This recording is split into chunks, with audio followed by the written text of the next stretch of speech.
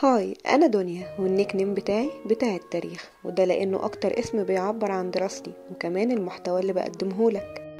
والنهاردة جاي أكلمك عن أقدم مكان في مصر ابتدت منه الحضارة المصرية القديمة، الفيوم. من هنا ابتدى المصري القديم حضارته، وبرغم مرور أكتر من 7000 سنة لسه قادر يحافظ المصري الحديث عليها. وانت ماشي في الفيوم هتشوف إنها ليها جمال تاني، جمال غريب مختلف عن أي مكان تقدر تزوره.